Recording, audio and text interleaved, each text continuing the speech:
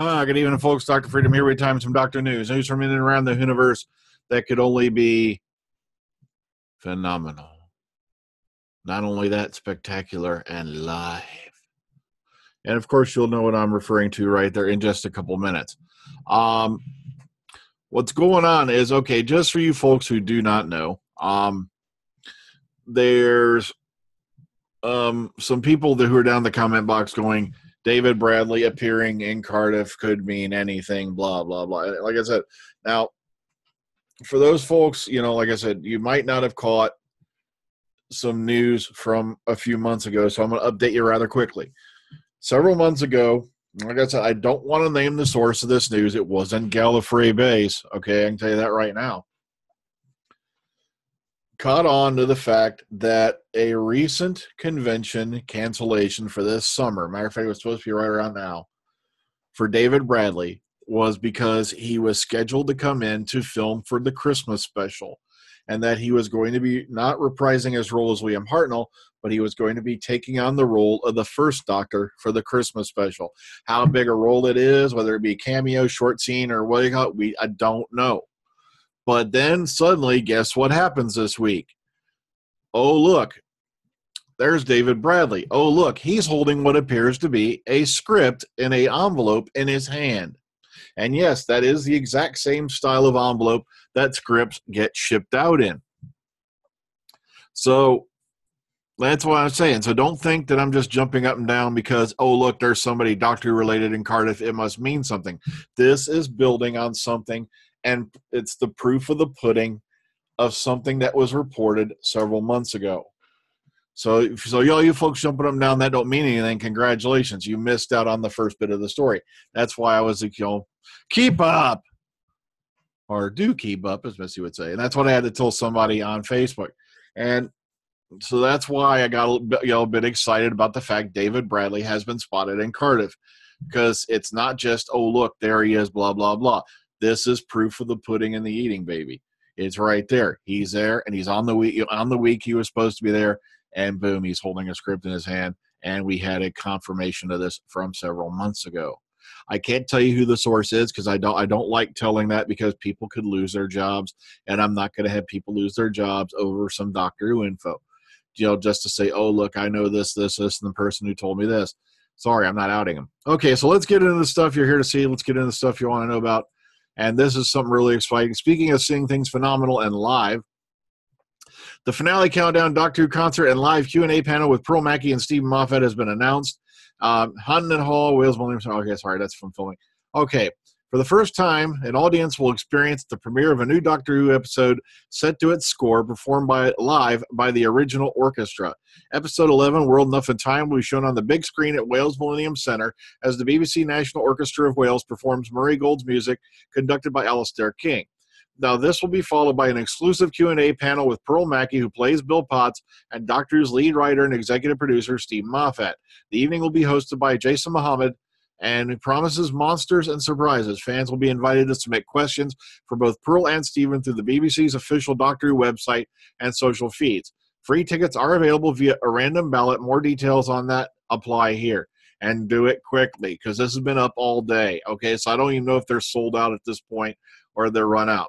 For those who are unable to attend in person, audience can still tune into the live Q&A with Pearl and Stephen straight after World Enough and Time airs on BBC One, and it will be live streamed on the BBC One Facebook page, boom, right here, and the Doctor Who YouTube channel, boom, right here. Now, so this production staged by BBC Studios and BBC Cymru Wales in association with BBC Worldwide Digital Studios. So kind of a nice little thing to throw in there. So if I remember right, it's maybe Peter's just not available that weekend. He's been doing some con appearances. I have to check. All right, so something to keep an eye out for there. All right, we finally know exactly when John Simm's master is returning to Doctor Who. Okay, we know he'll be interacting in some way with his later self, Missy. And by the way, this has been said 100 times. There's been folks who've been questioning the timeline of the master. Moffat has said repeatedly that Missy comes from John Simm's incarnation. So she's not somewhere weird on the timeline. Okay, we'll have a fairly significant role and be his natty evil goatee. Now, Okay, the BBC has confirmed that the Radio Times will see him in action at some point during the upcoming 11th episode of the current series. And, of course, that's World Enough in Time. Steve Moffat's World Enough in Time, which will air on Saturday, the 24th of June. Now, this is a whole week earlier than expected, as a lot of folks didn't expect him to show up until the finale. So, apparently he had been down Cardiff, filming stuff in Cardiff, in bits, over a couple of weeks. So hopefully it's more than just an appearance, because, we have seen stuff where they've been out and seen filming together in Waycall, but we had to see it from a distance. I believe that was Abergavenny. So keep your eye out for that coming up. All right, Eaters of Light. And this is, of course, for this week's episode. Right here, boom, boom, boom. Really nice res stuff. Well, see, that's why I love going to this channel. There's also a far, far away site, but this one seems to me a little bit, easier to find. It's just my preference. Plus, these are really neat for in case you want to do images and stuff like that, because these guys are already, transparent background and everything. So, okay, World Enough Time pictures, boom, boom, boom. There they are if you want them. Okay, Empress of Mars scored an AI of 83. And these did not come up until after I had done last night's broadcast. So they got a little late on these. All right, so 83, that's not bad. Consider we've been running in the 80s all this, this series. No dips. All right, Australian overnight ratings for Empress of Mars. Now, we already know that scored so much here. I read it off last night, and I'm sorry I don't have that on the top of my head. Let's see, averaging 384,000 viewers. It was the highest rating ABC drama of the day, 10th highest of the day overall, down in Aussie. And, okay, meanwhile, including time shift of viewers, is basically consolidated Pyramid of the World averaged, Pyramid of the World. Sounds like the name of an old disco album. Pyramid of the World, yeah. Okay, Pyramid at the End of the World averaged 506,000 consolidated viewers in the 5 major capital cities. With 86,000 extra viewers, it was the 3rd highest time shifted program of the day and the 11th highest rating of the day overall. So there you go. Still doing very well down in Aussie land. Okay, this ain't so good. Okay, Lie of the Land, consolidated live +7 came in at 4.82 million viewers. Now remember, there was a lot going on television that weekend. They showed it. That's right. I forgot about that. They had shown it up against the final of Britain's Got Talent. Now, the problem is Britain's Got Talent had been shifted back a day. I believe it was because of the Manchester Live thing, if I remember correctly.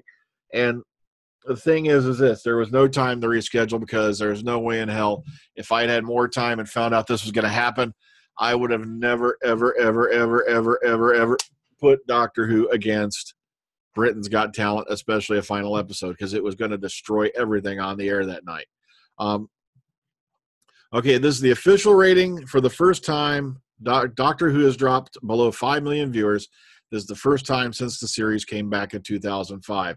Keep in mind what was going on the air. It was the 9th most watched program on BBC television for the week, and the 2nd most watched program on television on Saturday. So don't jump up and down and go, oh my God, it's a disaster. They're going to cancel the show. Yeah, that's why they went out and hired an entire new crew and showrunner. And by the way, RTD is pretty much confirmed, as if you watched last night. If I remember, I think I mentioned this, that he's already said there is a new doctor already selected, and he knows who it is. So casting's been done. It's just a matter of who it is. That's right, I did, because of that stupid article where the idiot referred to him as Chris Marshall as Kurt Marshall. I'd like to jump up and down right now and say Chris Marshall's got the role, yay, because I love him as an actor, but I don't have that data. I can't jump up and down and say he's got it. He's got it definitely. I wish I could. Okay, the week was dominated, by the ITV talent show with various heats shown through the week. Dominating the chart, Britain's Got Talent, however, didn't take the top spot. And it was okay. That was achieved, of course, by One Love Manchester. That's what it was. Held to honor and raise money for the victims of the Manchester terrorist attack, which had 11.63 million watching. So, okay, new 11th Doctor comic coming out this Wednesday. And that's 11th Doctor Year 3, number 6. If you want to take a look at it, it'll look, and then, there's the photo cover. Oh, my God, K9, really? All right. So if you want to go check these out, plus they have the first couple pages if you want to take a look. Boom, boom, boom. Okay, moving on. This is a very, very, very long article about the Chibi. And I do suggest you give it a once through. All right. A lot of the Doctor Who stuff comes down to here now. I can't remember how the heck. Okay, Strong says, quote, he's a mixture of surprised and not surprised that Chibnall accepted the Doctor Who job. I know what a big fan of the show he is, and I know how much he feels that he feels he has a vision for it. Any reticence would be about the scale and length of the commitment. It's a 5-year project. That was a huge decision. He's in his absolute prime and could have done whatever he wanted, writing-wise. It's an absolutely wonderful result for Doctor Who. I think Chris essentially writes emotional thrillers, and that's perfect for the show. Now, Chibnall admits he took a long time to commit. He goes, I finally said yes because I love the show to my bones. I resisted it for a very long time, and the BBC really had to woo me. But in the end, I had ideas about what I wanted to do with it. When I went to them and said, this is what I would do, I actually expected them to say, oh, let's talk about that. But they said, great. Now, Chibnall can't reveal yet what his daring conceit, all right, now check this out, what his daring conceit for the series is, but would be. Sorry, I think they meant concept. For example, he'd be allowed to do a whole series storyline, like Broadchurch, rather than individual episodes. He goes, yes, what the BBC was after was risk and boldness, but he couldn't kill off the Doctor in episode 1. He goes, then the title would really make sense. So it sounds to me like this guy is coming in here. Like I said, unlike Moffat, he's coming in having had actual show running experience.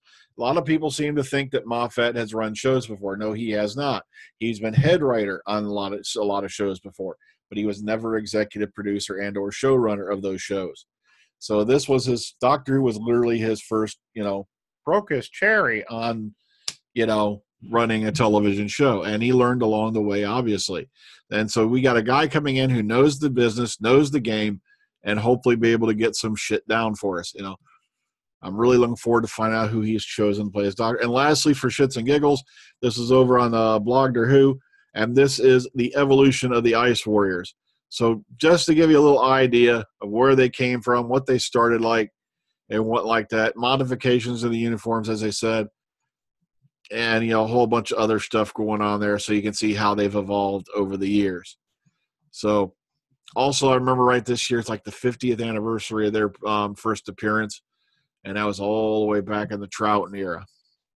Okay, so once again, David Bradley showing up in Cardiff is not me going, oh my God.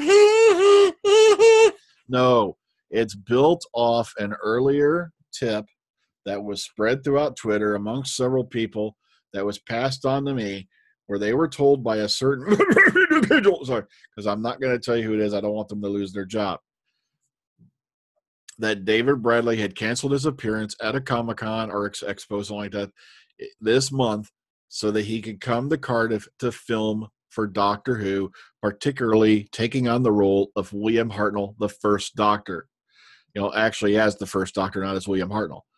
And so the fact that he's now in Cardiff on the appointed week with what appears to be a script in his hand, like I said, that's kind of like saying, oh my God, there may be some meat to this story. So that's why I got all excited and all that. It was building on an earlier thing from like several months ago. Don't even ask me which news report it was, because I probably won't find it. So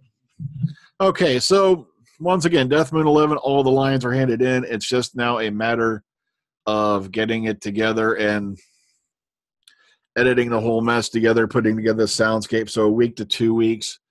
And Death Moon 11, Death Moon 12 will be the final chapter of Death Moon. The ending's already pretty much in place. I've just, sketching off a few extra notes here and there, and it should be done probably by the end of June at the latest, because if not, it'll get finished up during my shutdown in July, and that's when I'll sit down and start doing the outline. Well, actually, I have an outline, but I want to update it on Comes the Imperator, which will be the next saga, which I don't know when it's going to make it out. It'll be sometime later this year. I'm going to probably sit down and take a break, because it does take a lot of time. And like I said, everyone's like, why do you do it? You don't get no views on it. Yes, but there's a lot of people who do enjoy it, and they pass that on. You know, sure, it's not the greatest writing in the world. Like I said, some people said, you think you're as good as Stephen Moffat. No, I don't. I'm nowhere even on that playing board. Okay. Here's Stephen Moffat. You know, actually, no, let's say Stephen Moffat is right now sitting on a jumbo jet. And I'd be right here where I am now, okay? I'm nowhere in that league. Oh, well, folks, until next time, everybody take care, ta-ta. Have a great weekend. Well, actually, it's not the weekend quite yet. It's right it's not even Wednesday yet. He's got dementia. Okay, that's it. I'm done. Have a great day.